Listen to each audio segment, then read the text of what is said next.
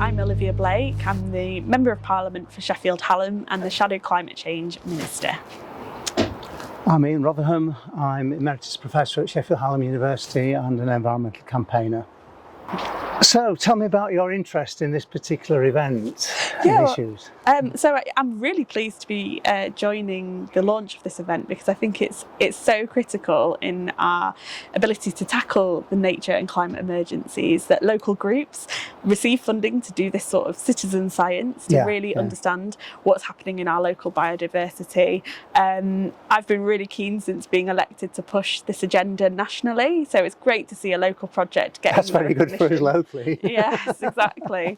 Yeah, so it's great to see the recognition being got for this project and this group that's only been around for 6 months. So and in such a splendid setting as well. Absolutely. It's such a privilege to for me, really, it's about local people taking responsibility. And I don't know if you find the same, because you may have a slightly different perspective on it, but obviously you're very passionate about the issues. As an environmentalist, as a campaigner, you're often taking bad news. And I do quite a lot with the media, and I am aware, with the media and local groups, that there's a limit to how much bad news they can handle. Yeah. And you've got to have some good message alongside it. And to me, this is a really good message. Absolutely. I think it can feel powerless at times. Yeah, absolutely. Yeah. Against that backdrop. And, you know, I think, it's great to see these kind of small projects that people can really get their hands dirty and stuck into that make the big difference. So I think it's, a balance of both, isn't it? And, I went to COP26 and was disappointed and, a bit frustrated, but, coming out of that and coming back to the constituency and seeing projects like this getting off the ground and being recognised and finally getting funding for this sort of innovation, really. And this is one of the first in the whole country, isn't it? So that's really, it's a nice one for Sheffield. I'm a passionate Sheffielder, and it's feather in our cap, I think, isn't it? Yeah. Yeah. But it's actually trying to engage people and show them that they can do something. I did Radio Sheffield this morning, and one of the things I said was, it's not just about the Friends group, it's actually about people beyond that. And what we hope from the project, with support from both the lottery and also a local businessman who's put in some significant funding, but doesn't wish to be mentioned. It's about spreading the message. So growing within the Friends group and the people that take part, community champions, I call them, champions for climate change. So they can then take the message back to the schools, to the communities, to the churches, to their families, to their gardens.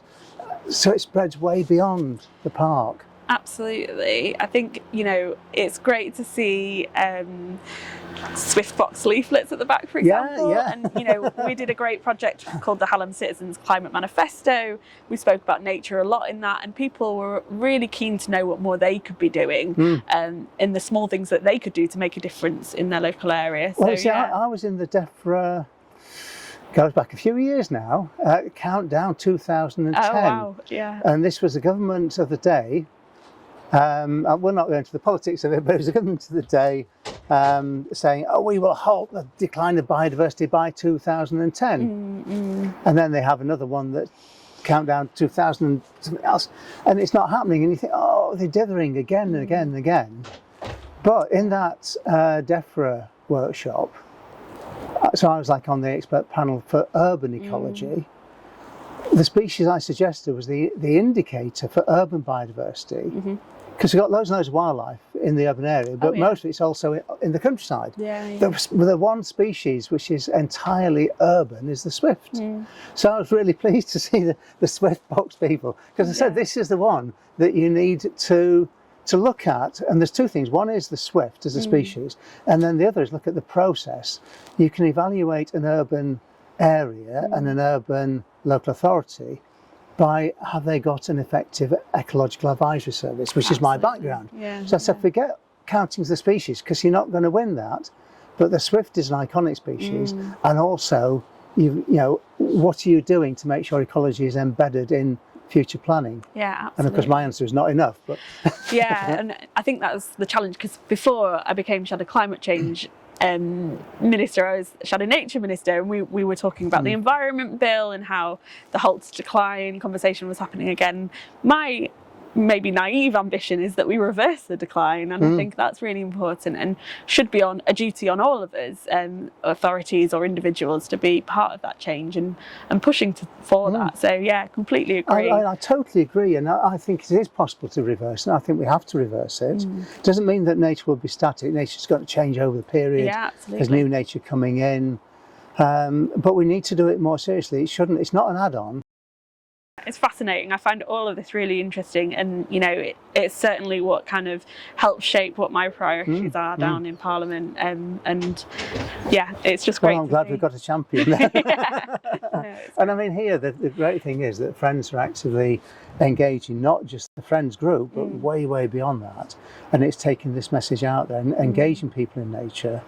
That will bring those people some of these benefits, but also I think it helps them feel more empowered, more engaged, and to spread the message more widely. And part of it is also, there's a fundamental thing of actually raising people's awareness. So things like today, sort of spreading the message that this is serious, but we can do something about it, get involved, and it will spill out beyond the present project, beyond the present group. That's the intention.